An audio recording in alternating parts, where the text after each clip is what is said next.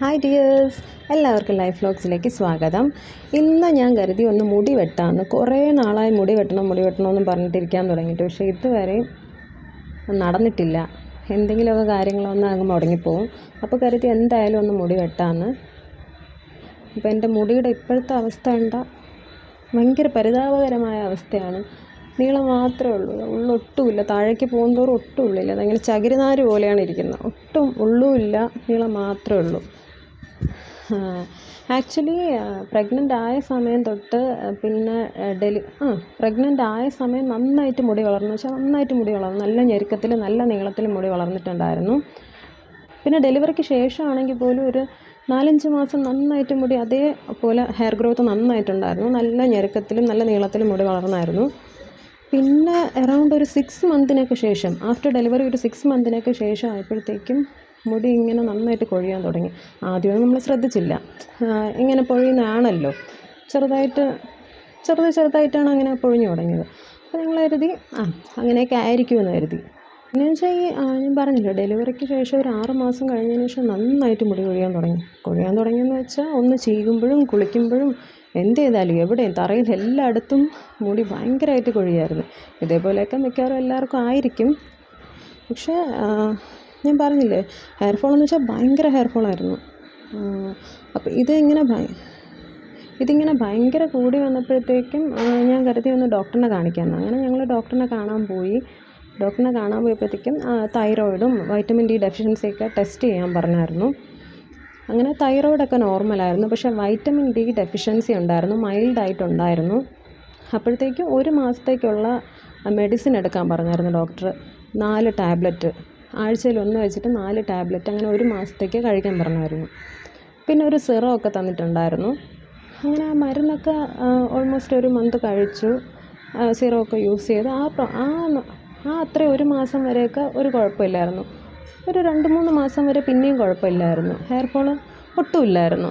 പക്ഷേ വീണ്ടും നന്നായിട്ട് കൊഴിയാൻ തുടങ്ങിയെന്ന് വെച്ചാൽ ഞാൻ മുടി ചീകാറേ ഇല്ലാത്ത അവസ്ഥയായി. കാരണം ചീപ്പ് തലയിൽ ജസ്റ്റ് ഇങ്ങനെ ആക്കുമ്പോൾ പോലും മുടി ഭയങ്കരമായിട്ട് കൊഴിയാൻ തുടങ്ങി.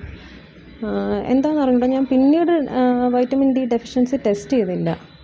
എന്തായാലും അത് ഒന്നുകൂടെ നോക്കണം. നോക്കിയിട്ട് വീണ്ടും ഒന്നുകൂടെ ഡോക്ടറിൻ്റെ അടുത്ത് പോകണമെന്നും പറഞ്ഞിരിക്കുകയാണ്.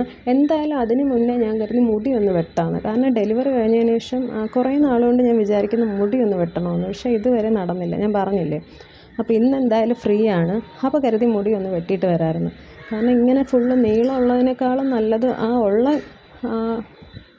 ഞാൻ പറഞ്ഞില്ലേ, ഇതിപ്പോൾ നീളം മാത്രമേ ഉള്ളൂ. ഇതുവരെയൊക്കെ ഒരു തിക്നെസ് ഉള്ളൂ, ബാക്കി ഫുള്ളും അങ്ങോട്ട് മൊത്തം അങ്ങ് പോയിരിക്കുകയാണ്. എല്ലാം അങ്ങ് പോയി. എന്തായാലും എൻ്റെ മുടിയുടെ ഇപ്പോഴത്തെ അവസ്ഥ എന്താണെന്ന് ഞാൻ മുടിയുടെ മാത്രം ഒരു വീഡിയോ കാണിച്ചു തരാം.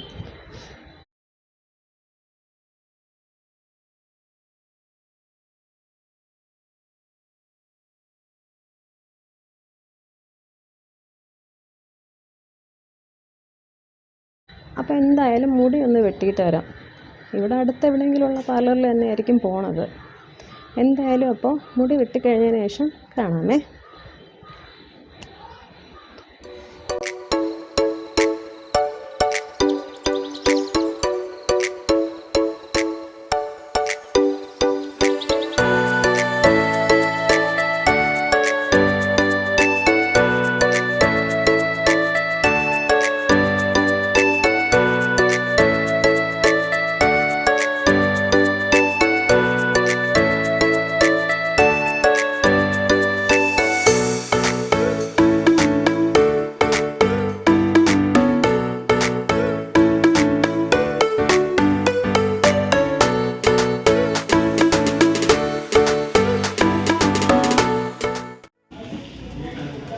ടെൻഷനുണ്ടോ?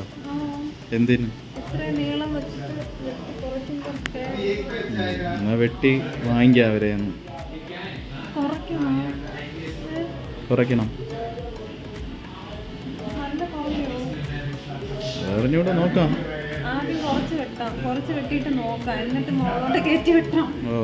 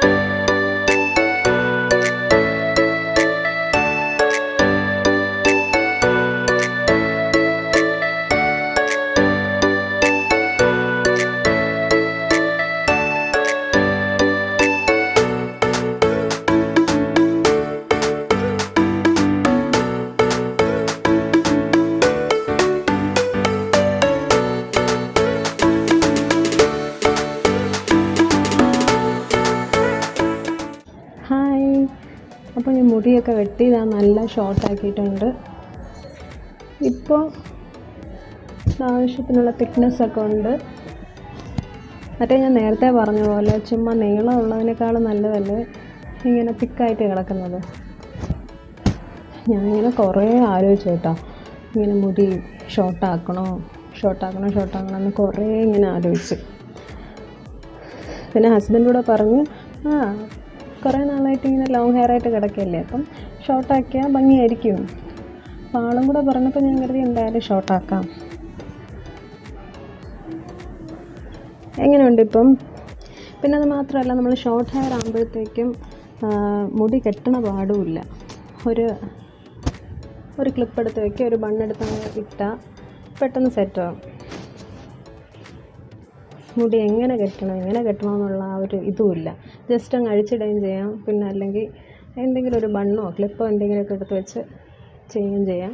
അപ്പോൾ ഇത്രയൊക്കെ ഉള്ളൂ ഇന്നത്തെ വീഡിയോ ഇഷ്ടപ്പെട്ടെങ്കിൽ please like, share and subscribe. Tata by.